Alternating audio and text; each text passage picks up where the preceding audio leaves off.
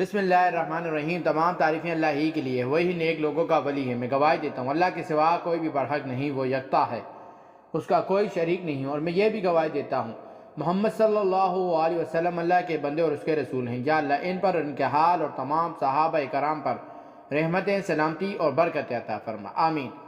روحانی وظائف کے تمام بہنوں اور بھائیوں، السلام علیکم۔ کیسے ہیں آپ سب؟ امید کرتا ہوں کہ آپ سب خیر و عافیت سے ہوں گے۔ روحانی وظائف کے تمام بہنوں اور بھائیوں، میں آپ سب کے لیے ایک وظائف لائیں ہوں۔ ملاحظہ فرمائیے، جب رزق تنگ ہونے لگے، صدقہ دے کے رب سے کاروبار کرے، صدقے سے تمہارے رزق میں اضافہ ہوگا۔ یہ رب کا وعدہ ہے اور اللہ کے وعدے جھوٹے نہیں ہو سکتے۔ اور رزق کی برکت ایک اور بڑا ذریعہ نکاح ہے۔ فرمایا اگر تم نکاح کرو گے تو فقیر ہو، وہ تمہیں غنی کر دے گا۔ لوگ کہتے ہیں بچہ پیروں پہ کھڑا ہو لے تو پھر نکاح کریں گے۔ اللہ کہتا ہے تم نکاح کرو، ہم پیروں پر کھڑا کر دیں گے۔ ہمارا فلسفہ اپنا ہے، اس کا حکم اپنا ہے۔ وہ کہتا ہے ابھی تو یہ اپنے لیے نہیں کماتا، جو آئے گی اس کو کہاں سے کھلائے گا؟ جناب، جس نے آنا ہے اس نے اپنا رزق لے کے آنا ہے۔ تو بچوں کی شادیاں کرو اگر وہ جوان ہو گئے ہیں۔ بس اسی اپنی اہل خانہ کو نماز کا حکم دینے سے رزق بڑھتا ہے، کیونکہ جو صبح کا وقت ہوتا ہے یہ رزق کے بٹنے کا وقت ہوتا ہے۔ اور جس گھر میں صبح کے وقت لوگ سوئے ہوئے ہوتے ہیں وہاں بے برکتی ہوتی ہے۔ تو طلوع فجر سے لے کے طلوع آفتاب تک اپنی اولاد کو، بیوی کو، بچوں کو نہ سونے دیں۔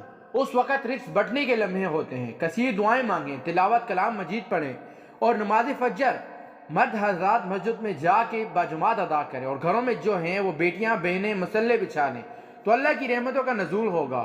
اب ایک حدیث میں رزق کے اضافے کا ایک اور نموذج کا ارشاد کیا گیا۔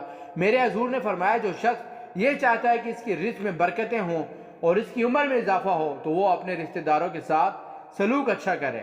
رشتہ داروں کے ساتھ اگر اچھا سلوک کرو گے تو پھر تمہارے رزق میں برکت ہوگی۔ غریب ہے تو ان کی مدد کرو، ان کی بیٹیوں کی شادی اپنے ذمہ لے لو۔ اگر اللہ نے آپ کو دیا ہے ان کی پریشانیاں بانٹ لو۔ ان کا قرضہ ہے تو اتارنے کی کوشش کرو، ان کو مشکلات سے نکالنے کی کوشش کرو۔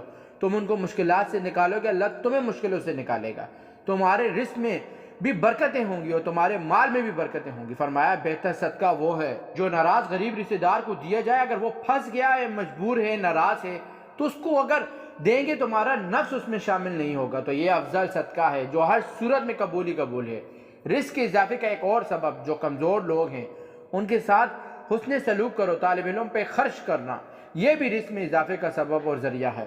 حضرت بابا فرید نے کہا نہ چھٹا روکے نیند کا روٹی ہے، گھر میں کچھ نہ ہو تو پھر نہ نماز اور نہ ہی دیگر امور کی لذت آتی ہے۔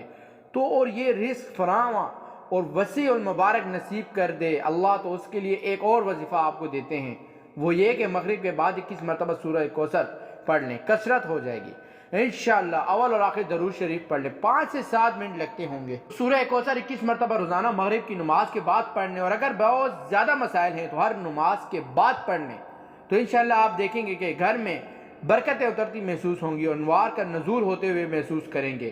تو یہ وہ رزق کے اسباب ہیں، اگر ہم اختیار کر لیں تو ہم اللہ کی خاص رحمتوں کے حقدار ہوں گے۔ اور ویڈیو کو صدقہ جاریہ کی نیت سے شیئر بھی کریں۔ جزاک اللہ۔ پیارے بھائی اور بہنوں، میں امید کرتا ہوں کہ آپ کو ہماری آج کی ویڈیو پسند آئی ہوگی۔